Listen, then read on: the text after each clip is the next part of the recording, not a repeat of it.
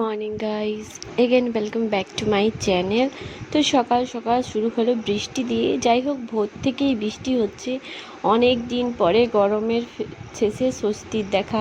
যাই হোক, রান্নাবান্না এখানে বসিয়ে দিয়েছি। আজ ছিল সোমবার, তো নিরামিষই ঝিঙে পোস্ত আর সোয়াবিনের তরকারি, এই দুটো দিয়েই আজকের লাঞ্চ। তো বিকেলবেলা একটু বেরিয়েছিলাম, খুব হাওয়া দিচ্ছিল, আরামদায়ক। পাপাকে নিয়ে একটু ঘুরছিলাম। তারপরে দেখো, এখানে আমার পাশের বাড়ির গাছে কত ডালিম হয়েছিল, তো সেইখান থেকে কাকিমা একটা আমাকে ডালিম পেড়ে দিল, যেটা ফেটে গেছে। এরকমভাবেই পারে হয়তো বা। তো আমি এখানে শাড়ি পরে একটু রেডি হয়ে গেছি, অনেক দিন পরে শাড়ি পরলাম। যাব একটু আমাদের বংশে, এখানে মন্দির আছে নারায়ণজির, তো সেইখানেই যাব। পাপার মাথায় হরিলুট হবে।